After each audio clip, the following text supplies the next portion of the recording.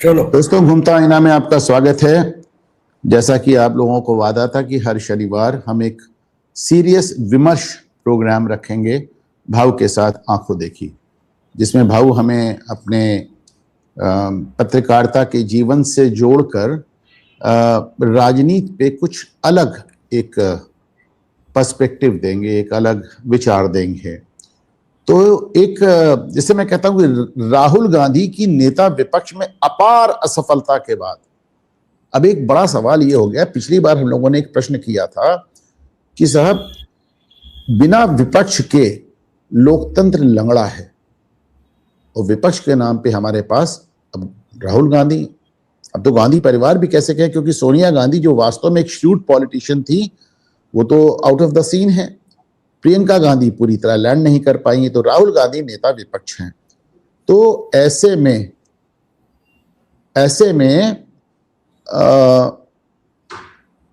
ये एक live programme की दिक्कत होती, कोई भी कहीं भी डिस्टर्ब कर देता है। तो ऐसे में राहुल गांधी चूंकि अब हर तरह से हार चुके हैं, हर तरह से परास्त हो चुके हैं चुनाव में, और बाकी जितने पहलू होते हैं एक पॉलिटिशियन से जुड़े हुए, लोग उनको एक संजीदा पॉलिटिशियन नहीं मानते, उनको पार्ट टाइम पॉलिटिशियन मानते हैं, उनके विदेशी दौरे चलते रहते हैं, उनकी ऊल जलूल हरकतें चलती रहती हैं, कभी वो आपको तैरते हुए नजर आते हैं, कभी मोटरसाइकिल बनाते, कभी कार बनाते, उनकी बातों में कोई तुक नजर नहीं आता, उनके अंदर एक ऐसा अहंकार नजर आता है जो कि शायद नेहरू गांधी के परिवार में भी पहले कभी नजर नहीं आया इतना। तो जैसा कि मैंने कहा, राहुल गांधी की नेता विपक्ष के रूप में अपार असफलता के बाद अब अगला नेता कौन होगा, अगला नेता विपक्ष कौन होगा, या फिर होगा भी ये नहीं होगा। भाऊ, आपका रुख करते हैं। आप देखें कि ममता बनर्जी 2029 तक मैं समझता हूं कि क्या 73-74 साल की हो जाएंगी। शरद पवार तो ऑफिशियली रिटायर होकर वापस आ चुके हैं, उनकी कोई उम्र नहीं बची है। उद्धव ठाकरे पूरी तरह परास्त भी हैं, बीमार भी हैं, दोनों ही चीजें हैं। जो राहुल के बाद जो एक आता है, दो तरफ से विपक्ष नजर आता है। एक तो गांधी परिवार में कंटिन्यूएशन नजर आता है, एक तो प्रियंका गांधी वाड्रा, और अब तो वो अपने लड़के रेहान को भी ले आई हैं। आपने देखा है कि वो रैलीज में खड़े रहते हैं। और दूसरी तरफ आपको ये क्षेत्रीय छत्रप नजर आते हैं, जैसे अखिलेश यादव। अखिलेश यादव देश के सबसे बड़े प्रदेश के नेता हैं, परंतु उन्होंने एक भी चुनाव अपने लेवल पर नहीं जीता है। पिछला चुनाव भी मुलायम सिंह ने जीत के उनको थाली परोस दी थी। आप देखें, मल्लिकार्जुन खड़गे के लड़के भी अपने आप को नेता समझ रहे हैं, उदयनिधि स्टालिन भी अपने आप को नेता समझ रहे हैं, आदित्य ठाकरे भी अपने आप को नेता समझ रहे हैं, तेजस्वी यादव भी अपने आप को नेता समझ रहे हैं, अभिषेक बनर्जी भी अपने को नेता समझ रहे हैं। पर हकीकत ये है कि इनमें से किसी ने अपने आप को 1% भी साबित नहीं किया है। तो ऐसे में आने वाले सालों में भाऊ, विपक्ष को किस दिशा में आप जाते देख रहे हैं? सबसे पहले तो मैं एक आपको याद दिला दूं, आपने शायद नहीं देखा होगा क्योंकि मेरा मराठी में वीडियो था। जब 2024 के चुनाव हो गए और पहली बार राहुल गांधी, जो पिछले मोदी की 2 टर्म में भी लोकसभा में थे लेकिन लीडर ऑफ अपोजिशन नहीं थे और लीडर ऑफ अपोजिशन था ही नहीं, फिर भी अपने पार्टी के गुट के लीडर बन के राहुल गांधी नहीं बैठे थे। पहली बार राहुल गांधी नेता विपक्ष बन गए। तो मैंने मराठी में एक वीडियो डाल दिया था, ये बीजेपी के लिए बड़ा शुभ शकुन है। इसलिए शुभ शकुन है कि ये अब विरोधी पक्ष नेता, जो विपक्ष नेता होता है, उसकी भी गरिमा बिगाड़ देंगे। तो इसलिए ये एक तरीके से बीजेपी के लिए शुभ शकुन है, ऐसे मैंने कहा था। और दूसरी बात, ये मैंने फिर कुछ महीनों बाद एक मराठी में वीडियो बनाया था। तो जो चर्चा चल रही थी कि मोदी की 75 तो हो गए, अब मोदी जाएंगे क्या, मोदी की जगह कौन आएगा, अगला प्राइम मिनिस्टर कौन होगा, तब मैंने एक वीडियो बनाया था कि अगर चर्चा ही करनी है, वो मोदी तो फिजिकली फिट है और जिस ढंग से वो आज भी कारोबार कर रहे हैं, तो ऐसा नहीं लगता कि हमको इतनी जल्दबाजी में दूसरा प्राइम मिनिस्टर मोदी की जगह ढूंढना चाहिए, बीजेपी का हो या अलग किसी भी पार्टी का हो। लेकिन अगर मोदी जी फिट है तो बीजेपी में उनका अल्टरनेटिव ढूंढने की जरूरत नहीं रहती। और उनको जो चैलेंजर चाहिए वो अलग पार्टी में होगा, वो भी दिखाई नहीं दे रहा है। तो इसमें चर्चा करने की जरूरत नहीं है। हाँ, अगर चर्चा ही करनी है तो हमें अगले यानी 2029 के बाद पार्लियामेंट में लीडर ऑफ अपोजिशन कौन रहेगा, इस पर चर्चा जरूर करनी पड़ेगी। ये मैंने इसलिए कहा था कि 2014 में जो कांग्रेस गुट के नेता बने थे मल्लिकार्जुन खड़गे, वो 2019 के लोकसभा चुनाव में अपने ही चुनाव क्षेत्र से चुनाव ही हार गए, यानी लोकसभा में आने का उनका रास्ता ही बंद हो गया। तो कांग्रेस को दूसरा लीडर ढूंढना पड़ा। तो कांग्रेस ने दूसरा लीडर ढूंढा था जो बंगाल से आते थे, अधीर रंजन चौधरी।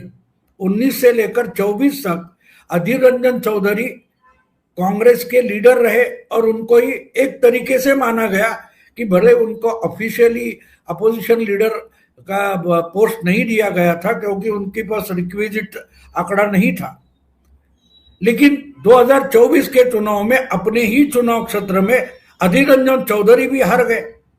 तो एक तरीके से ये परंपरा बन गई कि पहले चुनाव में पहले लोकसभा में जो अपोजिशन लीडर रहता है वो अपना चुनाव क्षेत्र है उसमें भी हार जाता है।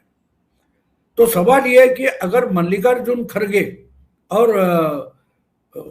अधीर रंजन चौधरी हार गए तो बात सीधी है कि इसके बाद आने वाले लोकसभा में क्या अपनी जगह पर राहुल गांधी अपोजिशन लीडर रहेंगे, क्योंकि वो लोकसभा तक नहीं आएंगे। और शायद जिस ढंग से राजनीति जा रही है, मैं फिर मान रहा हूं कि ये 50 के आसपास अगर नीचे आ गए तो ऑफिशियली अपोजिशन लीडर कोई बनेगा ही नहीं। तो चर्चा प्रधानमंत्री अगला कौन होगा इस पर चर्चा मत करो। अगर चर्चा ही करनी है तो अपोजिशन लीडर अगले लोकसभा में कौन होगा इसकी चर्चा करो। ये मैंने थोड़ा सरकास्टिकली कहा था, लेकिन राहुल गांधी मेरी भविष्यवाणी सच करने के लिए बड़ी मेहनत कर रहे हैं। तो शायद वायनाड में भी हारना चाहते, अगर खड़े रहेंगे तो अमेठी में या रायबरेली में भी हारेंगे। तो सवाल यह है कि इससे डेमोक्रेसी चलती है कि नहीं। पिछली बार हमने इस पर चर्चा की थी कि लीडर ऑफ अपोजिशन की बात नहीं होती, जो अपोजिशन को अपोजिशन से सत्ता को चैलेंज करने के लिए खड़ा होता है, चुनौती देने के लिए खड़ा होता है। ये चुनौती देने के लिए खड़ा ही नहीं है, ये रोड रोमियो है। एक तरीके से राहुल गांधी जिस ढंग से चौराहे पर या नुक्कड़ कर खड़े रहकर 4 लड़के किसी लड़की को छेड़ते हैं, उसको अपोजिशन लीडर नहीं बोला जाता, उसको चुनौती नहीं किया। दूसरे वो लड़की के भाई वगैरह आएंगे तो पीटेंगे तुमको। तो कहने का मतलब यह है कि जिस ढंग का बर्ताव राहुल गांधी, अभी कल परसों की बात है, कहीं मैंने एक वीडियो देखा कि प्रहलाद जोशी और अश्विनी वैष्णव पार्लियामेंट के जो कंपाउंड है उसमें पत्रकारों से बात कर रहे थे। ये कहां से आ गए टी शर्ट वगैरह पहने हुए और पत्रकारों से बात करने लगे। तो प्रहलाद जोशी और अश्विनी वैष्णव अपनी इज्जत बचाने के लिए वहां से निकल गए। और कारण सीधा है, आप अगर सुअर से झगड़ा करोगे स्विमिंग टैंक में तो वो उसको कीचड़ बना देता है। तो इसके साथ कीचड़ में डूबने से अच्छा है हम निकल जाए। तो देखिए आज देखो, सत्ता को कोई चुनौती है नहीं, क्योंकि सत्ता को चुनौती पार्लियामेंट में दी जाती है। पार्लियामेंट की व्यवस्था क्यों है, संसद की व्यवस्था क्यों है? ये रास्ते पर तो अपोजिशन आंदोलन करेगा, लेकिन सरकार को सत्ता को कॉर्नर करने की जगह होनी चाहिए। और इसीलिए पार्लियामेंट बनाई गई है, जहां कानून और नियमों के तहत सरकार को हम कॉर्नर कर सकते हैं, बड़ी गलत जगह पकड़ सकते हैं और सरकार जवाब देने के बजाय निकल नहीं जा सकती। तो बात ये होती कि अब देखो, बजट का सेशन था, उस पर प्रेसिडेंट का जो एड्रेस होता है उस पर चर्चा होती है। तो ये निकल पड़ेंगे और कहीं जाएंगे, एपिस्टल फाइल निकालेंगे या और कोई नरवणे की किताब लेकर खड़े हो जाएंगे। तो अगर आप सब्जेक्ट पर नहीं बोलोगे तो सरकार के लिए चुनौती नहीं होती। यानी अपोजिशन लीडर किस ढंग से चलना चाहिए। देखो एक समय था, हमने हमारे युवा समय में, जवानी के समय में जो पार्लियामेंट का काम देखा था, तो लाइव नहीं देख पाते थे, लेकिन खबरों में सुनते थे, खबरें में पढ़ते थे। तो गिने चुने लोग होते थे, 10-15 अपोजिशन के इतने तगड़े लीडर होते थे, अलग अलग पार्टियों में होते थे, गठबंधन नहीं होता था, लेकिन अपने तरीके से। देखो लोहिया होते थे, बैरिस्टर नाथ पै होते थे, हमारे महाराष्ट्र से रामबाबू महालगी होते थे, या अलग अलग लीडर होते थे। मैं आपको याद और एक दिला दूं, एक बार ये हुआ था, रेलवे बजट था, तो रेलवे बजट पर बात करते हुए डॉक्टर राम मनोहर लोहिया ने इतना जोर से कहा कि इस देश में कोई भी ट्रेन किसी भी स्टेशन पर समयानुसार आती नहीं, सरकार उसका जवाब नहीं दे पाई। एक हफ्ते में पूरे देश का जो रेलवे का टाइम टेबल था, वो आधे घंटे से लेकर 6 घंटे तक उसका टाइमिंग बढ़ाया गया, क्योंकि सरकार के पास जवाब नहीं था। सरकार छाती ठोक कर नहीं बोल पाई कि हाँ भाई ये 10 स्टेशन तो है जहां समय पर आती है। सरकार ने चुपचाप टाइम टेबल ही चेंज कर दिया। तो एक नेता होने से मतलब नहीं था, अकेला होने से मतलब नहीं था, अपोजिशन छोटा होने से मतलब नहीं था। उनके पास मुद्दे थे और सरकार को सरकार के मुद्दों पर वो हरा सकते थे। और एक 3 आना बनाम 15 आना करके जो बड़ा ये था, बवाल था, वो आज भी आप रेफरेंस ढूंढ सकते हो कि नेहरू के ही आंकड़े लेकर लोहिया ने बता दिया कि आप हर दिन हर इंसान का इनकम अगर 15 आना बता रहे हो, बिल्कुल नहीं, तुम्हारी आंकड़े लेकर मैं बताता हूं कि सिर्फ 3 आना है, और सरकार को चुप रहना पड़ा। तो सरकार को कॉर्नर करने की जगह पार्लियामेंट होती है, वहां आप हंगामा खड़ा करोगे तो आप गलत और बुरे और नालायक अपोजिशन लीडर हो, यही आप प्रूव कर रहे हो।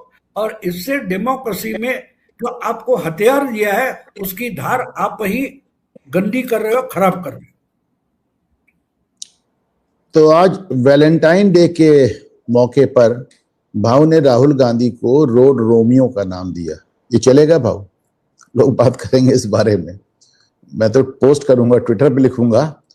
लेकिन एक बड़ी धारणा ये भी बनती जा रही है भाव की भारतीय जनता, बात आप समझ लो, मैंने गलती से नहीं बोला है, इन फ्लो नहीं बोला है, मैं बिल्कुल सोच समझ कर बोल रहा हूं। देखो एक एक जुमावड़ा जा रहा है, कुछ लड़कियां जा रही है, तो एक सभ्यता होती है ना। रोड रोमियो क्या करता है, उसको छेड़ता है, उसके बारे में कुछ गलत टिप्पणियां करती है, वो गुस्से में आ जाती है या कुछ होती है, वो आगे जाकर उसको गाली देंगी। तो अगर 2 मिनिस्टर वहां प्रेस से बात कर रहे हैं, उसमें घुसना, ये रोड रोमियो जैसा ही होता है।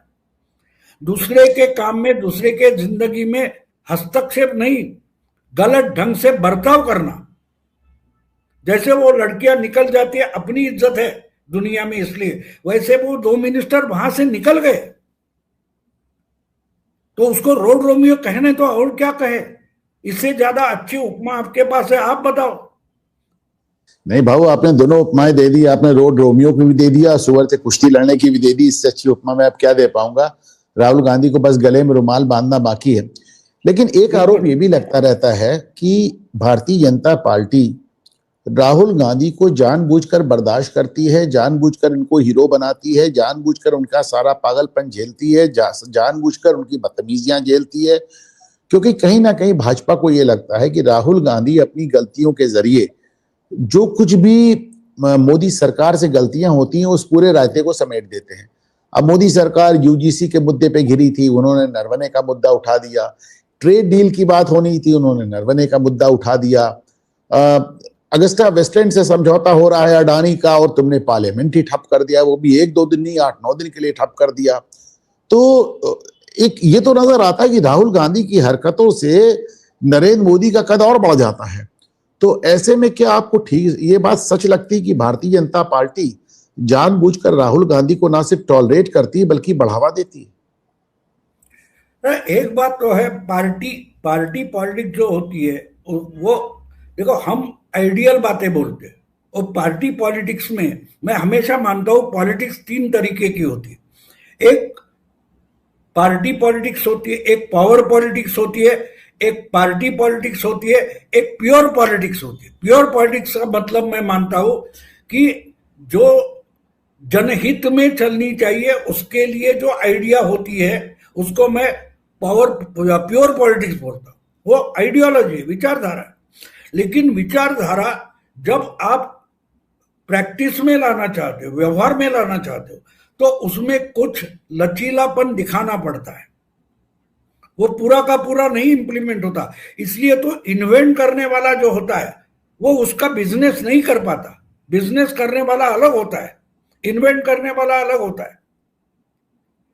तो इसलिए ये दोनों तीनों बातों की गलत नहीं करनी चाहिए।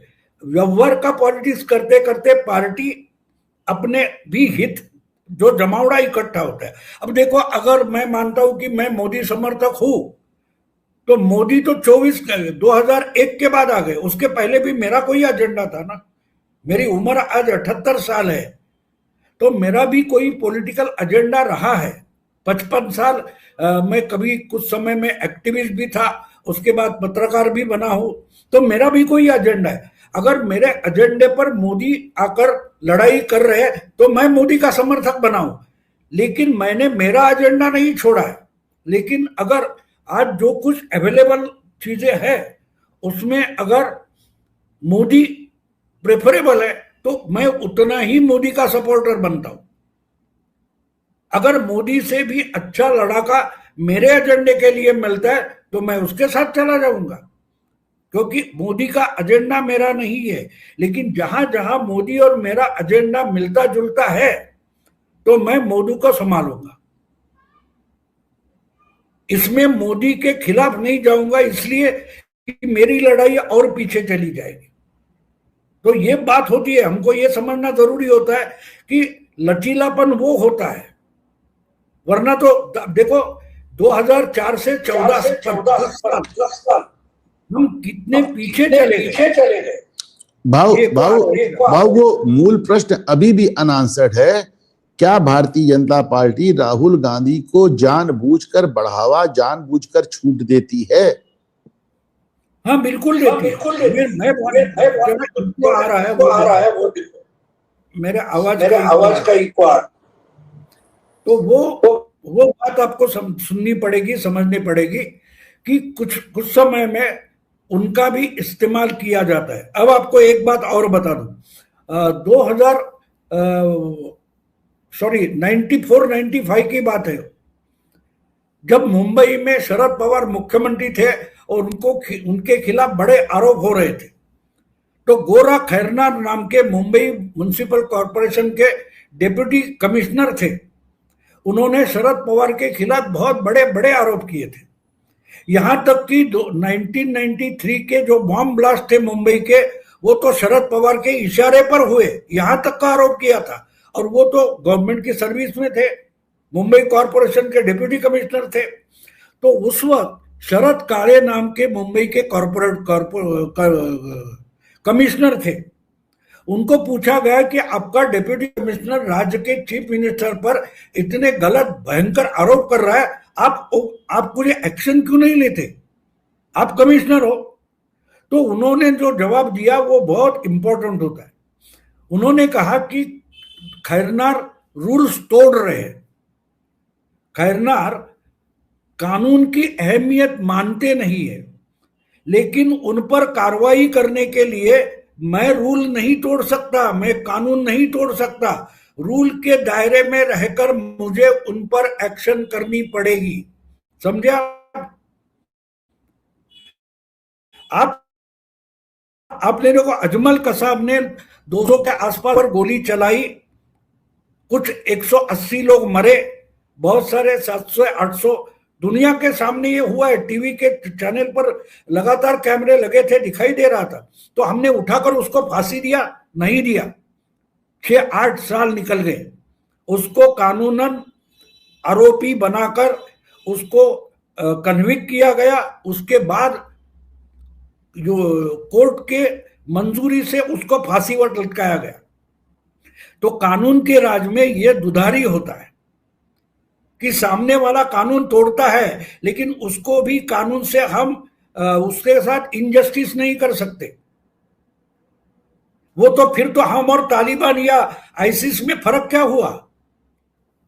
तो राहुल गांधी कानून का आड़ लेकर जो कुछ कानून तोड़ रहे हैं उन पर भी कानून से ही एक्शन लेनी पड़ती है। इसको हम कमजोरी नहीं समझनी चाहिए, वरना तो कोई भी उठकर बोलेगा मैं ही कानून हूं।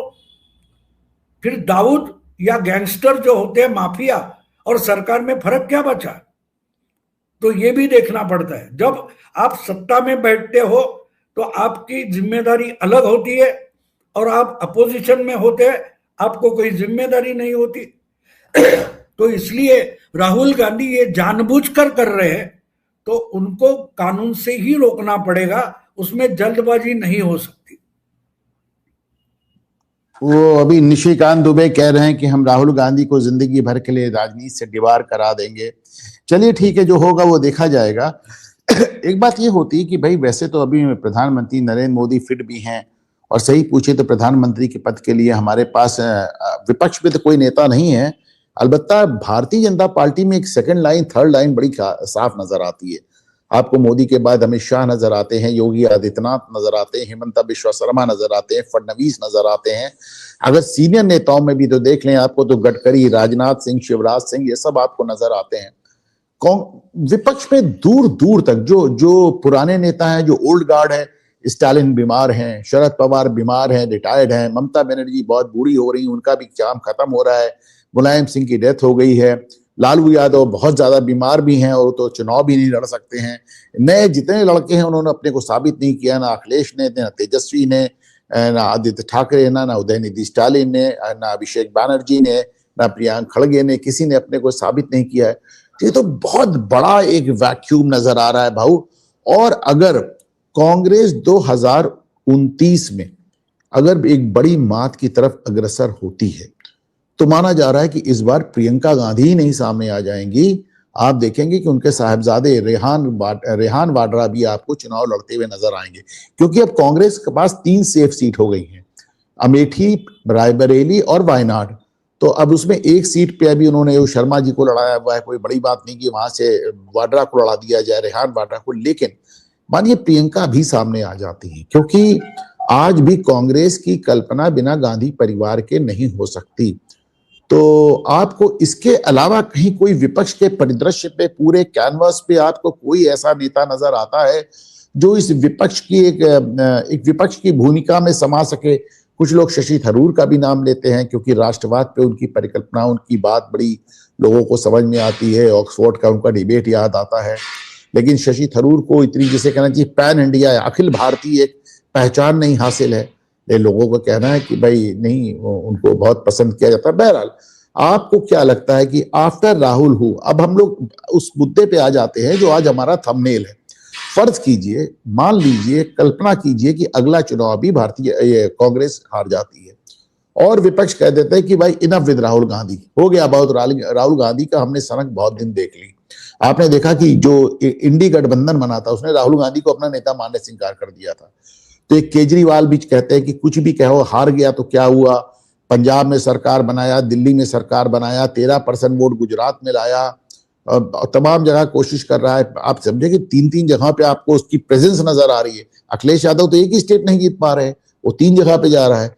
तो ऐसे में आने वाले समय में आपको राहुल गांधी के बाद, और बड़ा क्लियर सवाल है भाई हमारा, कि आने वाले समय में राहुल गांधी के बाद आपको कौन एक नेता अखिल भारतीय स्तर पर नजर आता है जो नेता विपक्ष की जगह ले सके?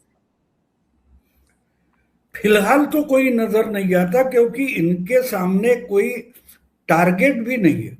उनके आपको याद दिला दो कि इंडिया टुडे का कुछ कॉन्क्लेव था, तो उसमें अरुण पुरी जो उनके हेड है, उन्होंने मोदी जी को इंट्रोड्यूस करते हुए कहा था कि हमने सुना है कि आप तो 29 की तैयारी में लग गए।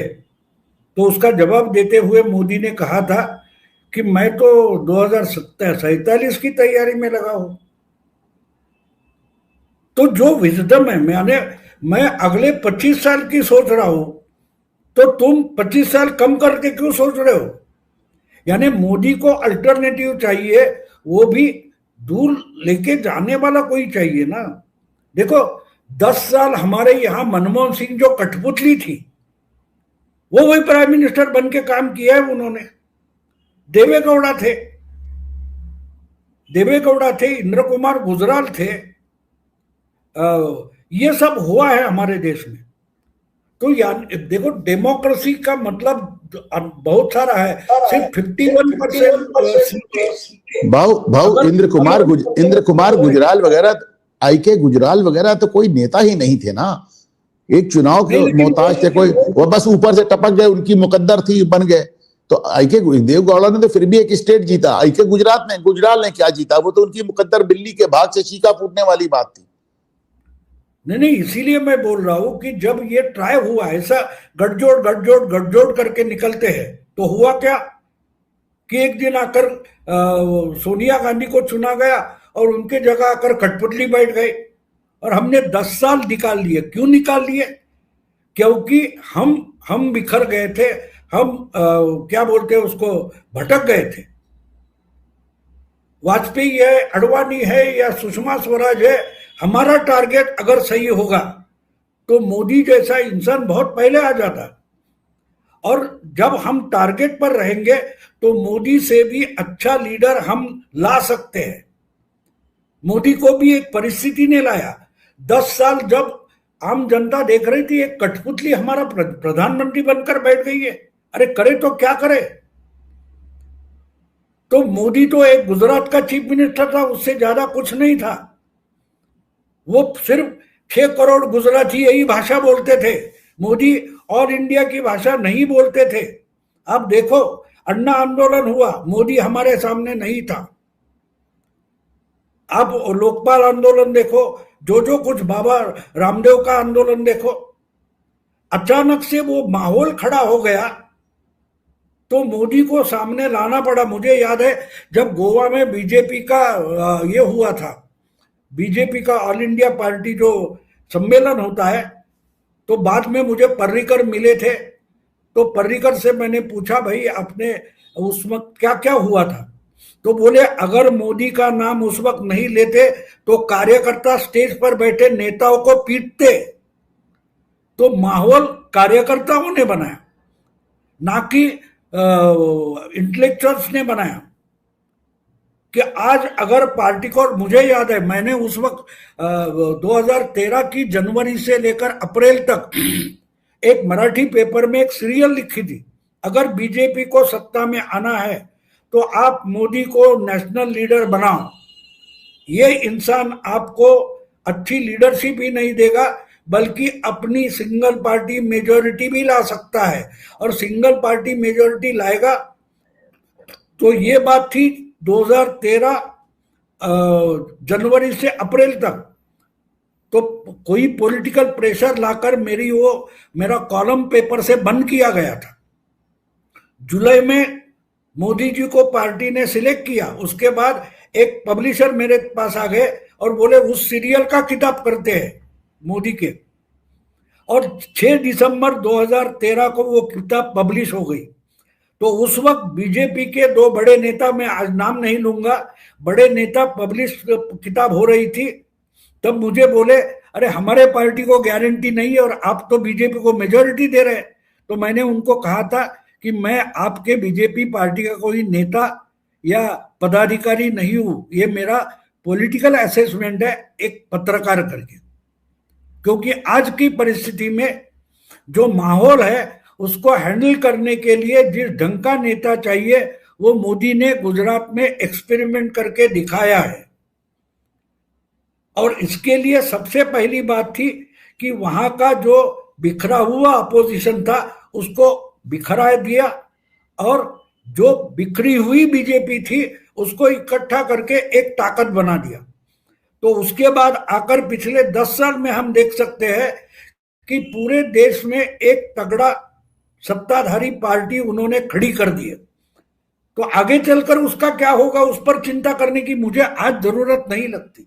अगर लगेगी तो जैसे 2013 जनवरी से अप्रैल तक मैंने अल्टरनेटिव आइडिया पेश की थी जो आज वर्कआउट हो रही है, तो जब मुझे लगेगा तो मैं जरूर मोदी के लिए अल्टरनेटिव ढूंढ लूंगा।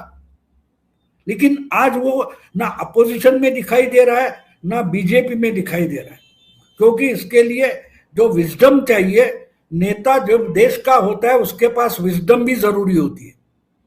वो अपने लोगों को संभाले और सामने वालों को हतोत्साहित करे। इस ढंग से डेमोक्रेसी चलानी पड़ती है। और मैं मानता हूं कि मोदी जी भाई बड़ी तरीके से उन्होंने अभी तो टीम बनाई है। आपने जो नाम लिए वो तो मोदी आने के बाद टीम बनी है ना। मोदी आने के पहले हेमंत कहाँ था, योगी कहाँ था, देवेंद्र फडणवीस कहाँ था, ये सब टीम बनी है। उसमें से कोई नेता बनकर उभरेगा।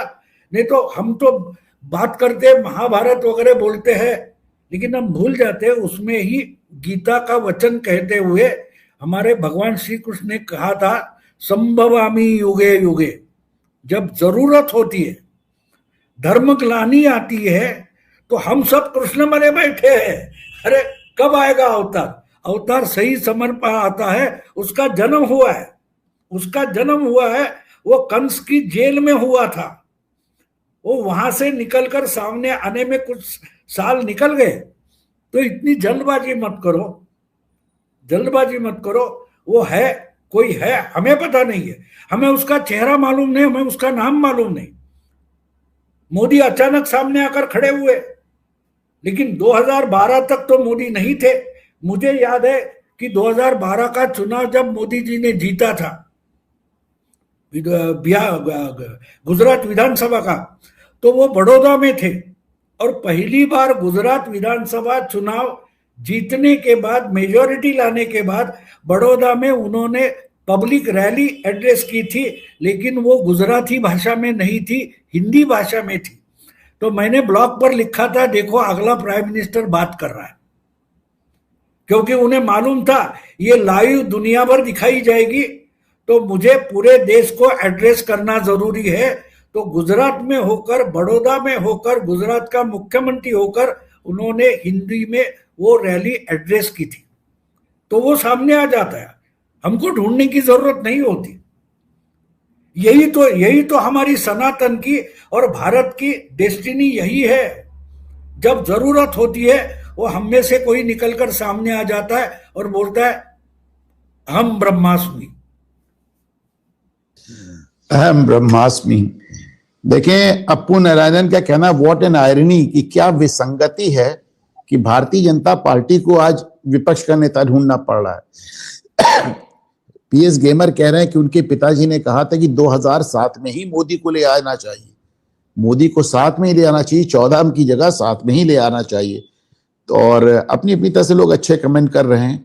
और तो बाबू, आपको क्या लगता है? एक बात तो तय है, अभी भी कांग्रेस बिना गांधी परिवार के नजर नहीं आती।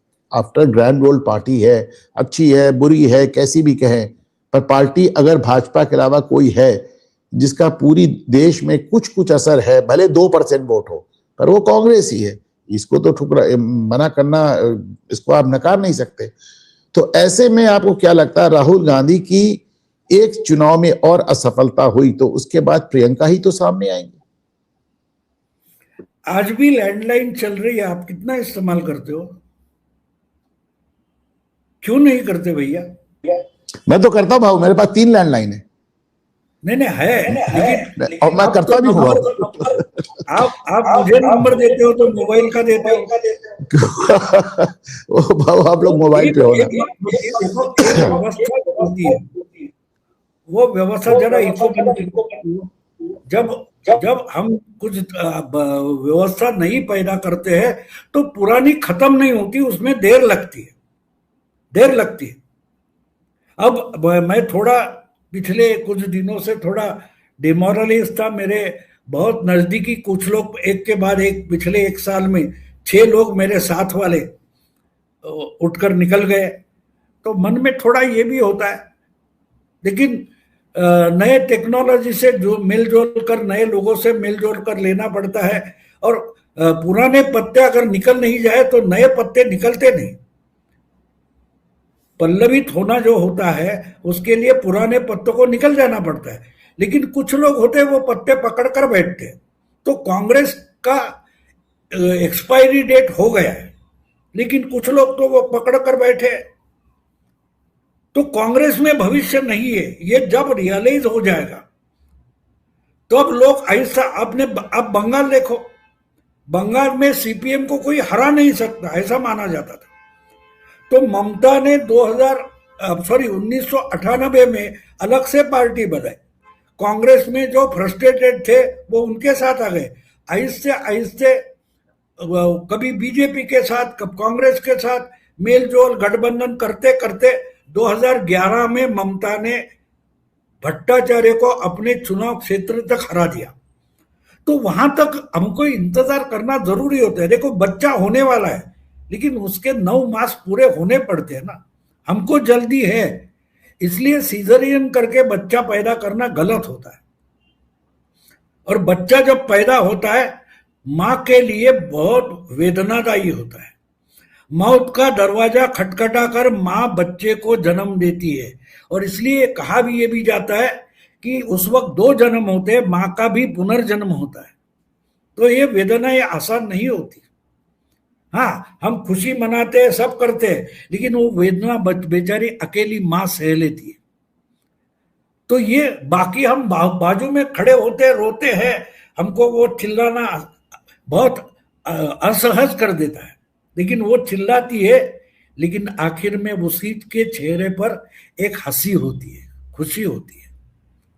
तो ये होता है, ये प्रसव वेदना है। आप जो बोल रहे हैं ना, अच्छा अपोजिशन खड़ा होगा, और मैं जो मानता हूं, मेरी जो सोच है, मैं जो बीजेपी की अमित शाह मोदी वगैरह जिस ढंग से आरएसएस जिस ढंग से इस देश की राजनीति आगे लेकर जा रहे हैं, उसमें एक बात क्लियर है, उनको सिर्फ आरएसएस को पर्टिकुलर, बीजेपी की अकेले की राजनीति आरएसएस को भी नहीं चाहिए।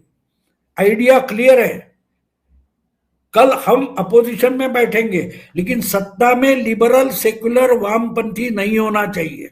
समझे आप? राजनीति आज बिखरी हुई आपको दिखाई दे रही है, तो अल्टरनेटिव बनेगा, वो भी सनातनी होना चाहिए। वो सनातनी बीजेपी को हराता है, मैं उसके सपोर्ट में खड़ा हो जाऊंगा, क्योंकि यहां हो वहां होगा तो सनातनी। और इस दिशा में देश की पॉलिटिक्स लेकर जाना, वहीं पर काम हो रहा है, और जो हो रहा है उस पर अभी ज्यादा बात करना सही नहीं होता है, ऐसे मैं मानता हूं। लेकिन अभी देखो महाराष्ट्र में मराठी मीडिया में बहुत सारी चर्चा चल रही है कि एकनाथ शिंदे का क्या होगा, अजित दादा का क्या होगा। बिल्कुल बात साफ है, एकनाथ शिंदे को खत्म नहीं करेगी बीजेपी, क्योंकि कल अगर एकनाथ शिंदे की शिवसेना सत्ता में बैठेगी तो वो भी हिंदुत्ववादी होगी, सनातनी होगी। बीजेपी अपोजिशन में बैठेगी, कोई बात नहीं, लेकिन लिबरल पार्टी नहीं होनी चाहिए। जो एंटी हिंदू है, ऐसी पार्टी नहीं होनी चाहिए। तो हम सिर्फ गवर्नमेंट देख रहे हैं, हम अपनी छोटी छोटी बातें देख रहे हैं, लेकिन देश की डेस्टिनी तब बदलती है। जैसे नेहरू ने आहिस्ता आहिस्ता करके इस देश में सनातनियों को, हिंदुत्व वालों को पूरा मार्जिनलाइज कर दिया। आज पहला टारगेट वो है कि उनको मार्जिनलाइज करना है। सत्ता आती जाती रहती है, बड़ी बात नहीं होती, ये बड़ा एक स्पैन होता है, वो समझना मुश्किल भी होता है, मैं मानता हूं। लेकिन अपने लोकल लेवल का जो पॉलिटिक्स है, उसको स्टेट से, स्टेट का सेंटर से और दुनिया से अगर टॉलनिक अभ्यास करके देखेंगे तो पता चलेगा कि एक्चुअल में क्या चल रहा है। भाऊ, आपने एक बड़ी बात कही है, लेकिन इसके पहले कि उस पे आए, एक कमेंट आपको पढ़ के सुनाते हैं डॉक्टर विनय कुमार सिन्हा का। वो बताते हैं कि पॉलिटिक्स कैसे होती। देखिए, पुरानी बात, चूंकि आंखों देखी बातें हो रही, इसलिए मैं इसको पढ़ रहा हूं। तो डॉक्टर विनय सिन्हा बता रहे हैं कि एक बार लोहिया जी पटना रेलवे स्टेशन में दिल्ली जाने के लिए खड़े थे, तभी रेल मंत्री जगजीवन राम भी आए। लोहिया जी ने कहा, आप लोगों के पास प्लेटफॉर्म टिकट तो होगा, आपके साथ आए लोगों के पास। तो ये भी एक अंदाज था। अच्छा, आप देखें, भाव ने जो बताया सो बताया, उसकी जो क्रक्स है इसको समझिए। मैं आज जो भाव ने कहा, इसके पहले मैं इनको कहते नहीं सुना। मुझे लग रहा है आज एक बहुत बड़ी भविष्यवाणी हुई है। भाव ने एक जमाने में भविष्यवाणी की थी कि नरेंद्र मोदी आएंगे, भाव का कॉलम बंद कर दिया गया, लेकिन नरेंद्र मोदी आए। आज भाव ने बहुत बड़ी बात कही। भाऊ ने आज कहा है कि अगला विपक्ष भारतीय जनता पार्टी से भी ज्यादा सनातनी होगा। अगला विपक्ष तभी विपक्ष बनेगा जब वो भाजपा को सनातन की पिच पर चुनौती दे सकें। तो आप सोच कर देखें साहब, देश के लिए इससे अच्छा तो सौभाग्य हो ही नहीं सकता कि एक तरफ भाजपा होगी और दूसरी तरफ, एक बार सीताराम गोयल ने कहा था कि समय आने के साथ कांग्रेस मुस्लिम लीग हो जाएगी और भाजपा कांग्रेस हो जाएगी।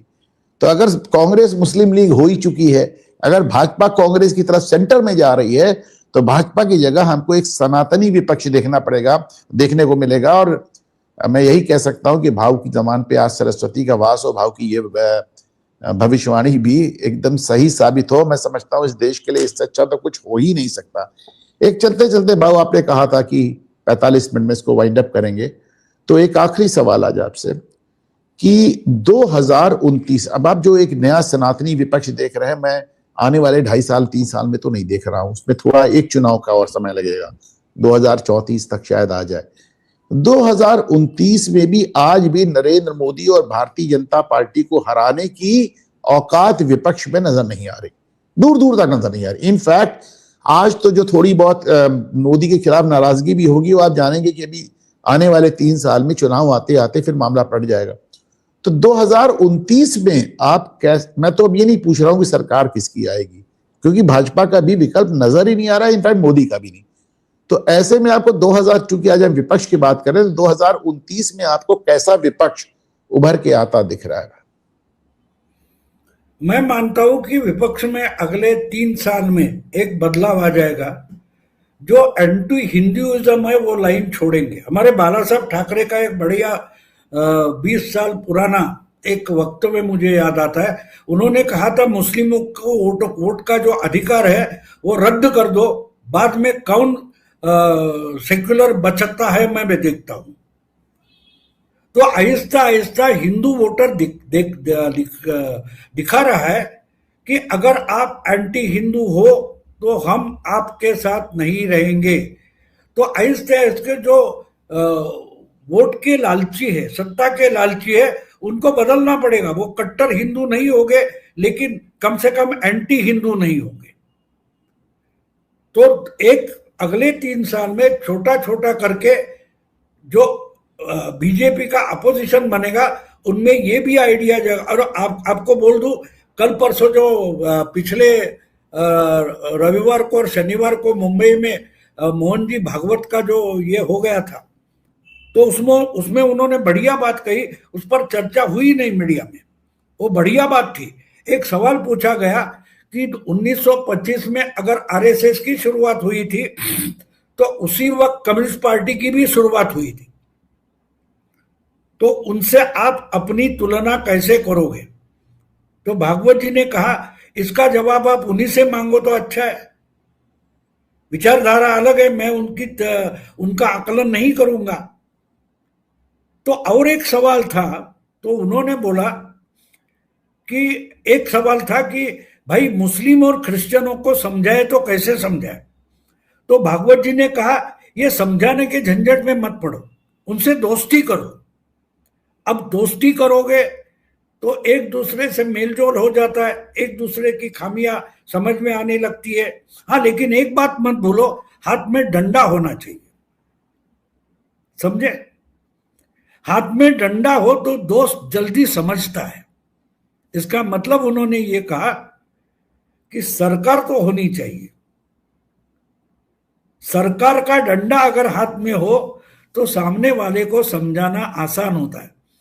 अब इस पर तो वामपंथी भी चर्चा नहीं करते। मुझे अजीब लगा, मुझे उस वक्त वहां था उस नेहरू सेंटर में, तो मुझे लगा इस पर तो बवाल हो जाएगा, हाथ में डंडा होना चाहिए और दोस्ती करो। तो ये समझ में नहीं पा रहे। आरएसएस का डंडा बता रहे थे क्या भाव? हाँ,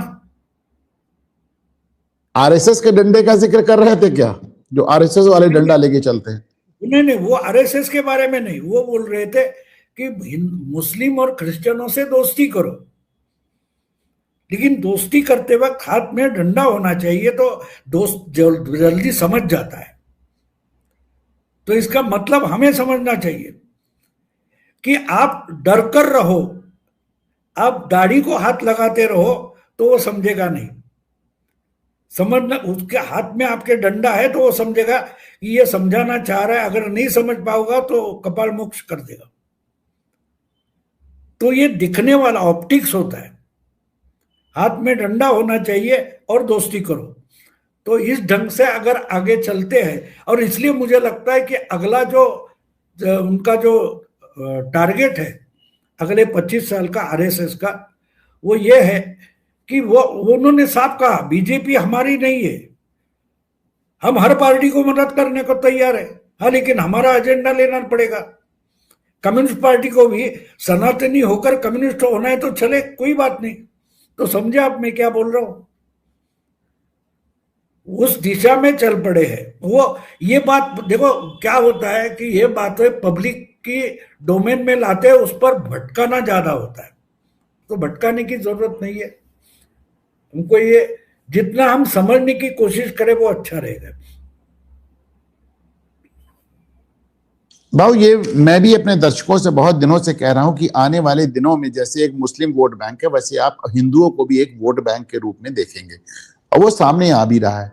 रही बात मोहन भागवत की बात, तो बेसिकली वो ये कह रहे थे कि जैसे भगवान राम हाथ में धनुष बाण लेकर समुद्र से मदद की अपील कर रहे थे, तो वैसे ही होना चाहिए। जैसे नेपोलियन कहता था कि जब आप समझौते में बैठे तो आपके पीछे 1000 राइफलें नजर आनी चाहिए।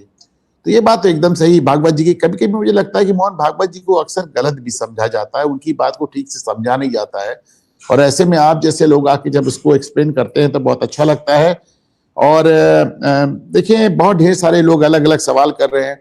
मैं प्रयास करूंगा कि भाऊ को महीने में चाहे एक दिन किसी ऐसे प्रोग्राम में बैठाऊं जिसमें आप सब लोग अपने सवाल कर लें, क्योंकि विषय से हट के जब आप लोग सवाल दिल्ली यूनिवर्सिटी या कहीं का करते हैं तो फिर विषयांतर ना करें कृपया। जैसे नीलम जी आपने कहा मायावती के लिए, तो मायावती तो उत्तर प्रदेश के लिए अपने घर से नहीं निकल रही। मायावती ने सालों में कोई लखनऊ के बाहर कोई रैली में कदम नहीं रखा है। तो मायावती पहले यूपी तो देखे तब वो राष्ट्रीय अध्यक्ष, राष्ट्रीय एक विकल्प बने। तो और रही बात बाकी सवालों की, तो चूंकि अलग विषयों पर हैं, चाहे वो दिल्ली यूनिवर्सिटी या कुछ भी हो, हम भाव को दोबारा एक बार अगली बार महीने का एक दिन ऐसे ही तय कर देंगे जिसमें भाव आपके सवालों का जवाब देंगे। भाव ने आज कहा था कि 45 मिनट से ज्यादा प्रोग्राम ना चलाया जाए। भाव आज वहां पर वज्र घोष बाबा रामदास का कल प्रोग्राम है जिसमें मैं नहीं गया हूं। कल उस प्रोग्राम के लिए वहां पे पहुंचे मैं दिल्ली में। तो आप में से जो लोग दिल्ली में हैं आप इनको घेर सकते हैं, आप इनको पकड़ सकते हैं। और फाइनली एक विषय से, हालांकि मैं विषयांतर नहीं चाह रहा हूं, लेकिन एक चलते चलते एक कमेंट भाव मैं अपनी मर्जी का, अपनी पसंद का आपको दिखा दूं, क्योंकि मुझे आपकी ही तरह फिल्मों में, म्यूजिक में भाव को बहुत इंटरेस्ट है, मुझे भी बहुत इंटरेस्ट है।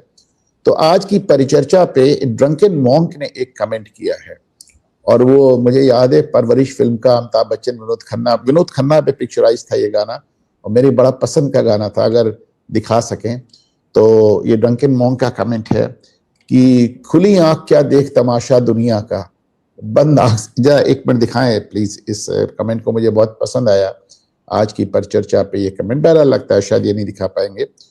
तो भाव आपका आने के लिए, आपका लोगों को बताने के लिए आज का मोटा एक सबसे बड़ी ये देखिए ड्रंकन मॉन्क का है, खुली आंख क्या देख तमाशा दुनिया का, बंद आंख से देख तमाशा दुनिया का। आपको याद होगा भाव अमिताभ बच्चन विनोद खन्ना की फिल्म आई थी परवरिश, उसमें ये विनोद खन्ना पे पिक्चराइज था। It was a good song, popular नहीं हुआ पर मुझे पसंद था, इसलिए मैंने देख के अच्छा लगा कि और लोगों को भी गाना पसंद है। लेकिन भाव की आज की भविष्यवाणी याद रखिएगा कि अगला जो विपक्ष आएगा वो भाजपा से ज्यादा सनातनी होगा, और वो ऐसा दिन होगा कि हम एक हिंदू राष्ट्र, जब सरकार सनातनी होगी और विपक्ष महासनातनी होगा तो देश हिंदू राष्ट्र होगा, इसमें कोई दो राय नहीं है। भाव आपका आने का बहुत बहुत धन्यवाद।